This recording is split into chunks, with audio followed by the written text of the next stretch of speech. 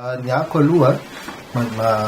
filoha lefitra anako avy amin'ny faritany Antsiranana de ny azoko tenenina aloha ny vaovao misy eto amintsika de regny any teneny filoha tamin'ny 9 oktobra tany Ambilobe de tamin'ny 10 oktobra tany Antala de mikasika ny fanomboatsika Atsoatsy alohan'ny farantaona farafaratsiny ny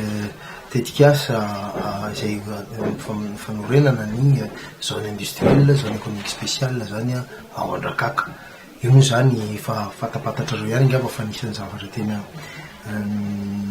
niezahana ho atao zany io fa efa feno fepetra zany ny anatanterahana andrany ary nahazo fankatoavana avy tany amin'ny fahefanam-panatanteraka raha tsy tena fa tsy ny tamin'ny filoham-pirenena. Io moa zany dia aminay ny avaratra dia raisina tena hoe signal ngeza be anankiray amin'ny fampandrosoana zany ary fampiakarana ny croissance économique zany eto Madagasikara fa tsy any Antsiranana ihany. Io moa fantatritsika fa anisan'ny mahatonga an'io anie de ny tsy fampiniasa tsy latsaky ny roa alina zao ny tsy anasa ao Antsiranana, zavatra tsy takona fenina anie zany ka anisan'ny fanafodina zany maharitra ozizinao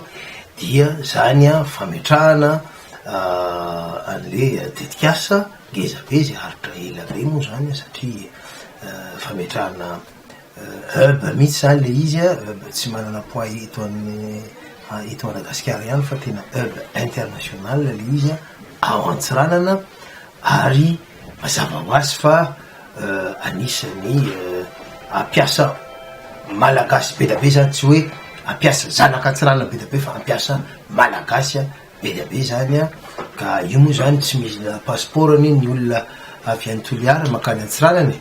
dikan'izany rehefa misy ny asa amin'ny Antsiranana dia raisina Tanandroa, zanaka Toliara, zanaka Antananarivo, zanaka Mahajanga, zanaka Toamasina, zanaka Fianarantsoa mazava hoazy tsy misy olana zany. Donc aminay zany fametrahana an'io de fomba anankiray zay ahafahana zany miteraka asa, mamorona asa ho an'ny zanaka malagasy. Ary ny zana moa zany de anorenana zavatra samy amin'io amin'ny toeran-kafa akoatran'ny Antsiranana. Efa misy ny mise en œuvre ny atao hoe programme ina moa ty ny stratégie locale de sécurité, plan local de sécurité ka io zany efa ao anatiny mihitsy tsika am'izao fotoana ary raha mijery ny atotanisa nareo de hitanareo somatsara fa misy any ny fidina am'izany asan'ireo Jolay indrindrandrindra ny tanora ao amin'ny tapitanana Antsiranana nefa zany tsy midika hoe tokony atsahatra ny ezaka fa io zany apetraka io ezaka io dia tohizany ezaka ara-toekarena satria mbola teneniko foana fa ny olana lehibe dia olana ara-toekarena no mitarika an'izany rehetrarehetra. Démantèlement tarifaire zany hoe fampidirana fahafana mampiditra entana avy any ivelana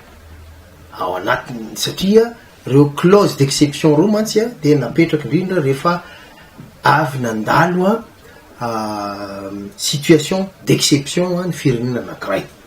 Ny malagasy de nandalo situation d'exception nandalo 5 ans zany de temps d'exception ka ny dikan'izany dia tokony tsy hoe miremettre en cause ny ny fisitsika ao anatiny komeza zany fa fotsiny hoe tokony jerena inavy ny fomba zany na financement avy any am'ireo sehatra reo ahafahantsika manamafy sehatra tsy miankina am'izao fotoana fa ny entana zay miditra tsy mandoro Abatseranana aloha de atsahatra ao anatiny roa taona, telo taona azo atao tsara zany. Misy ny transition le 10 taona zany fa hita fa anisany tena vomafy tamin'io atramin'ny fiatomboany transition de sehatra tsy miankina izy moa namerina tam'le hoe may ny atsy may ny roa move nahazo na ariary aza reo olona reo na mety nahazo zareo fa tsy nahazo betsaka ka sady miteny aminareo fa malagasy reo opérateur reo tokony jerenany ka manokana ary mbola mitolona mikasika an'izany tena koa ary mitolona ary miantso ny ministre ny industria mba hijery akaika reo industria izay ny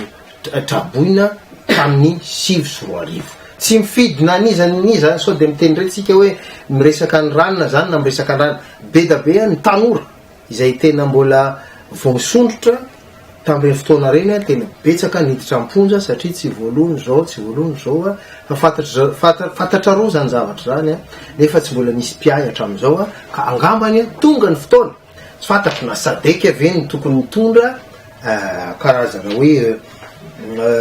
indemnisation na inona fa tokony jerena akaiky reo olona reo fa mbola mitondra ny fery mbola misokatra ny fery mikasika an'izany 7 zany am'izao fotoana zao ao amin'ny sehatra tsy miankina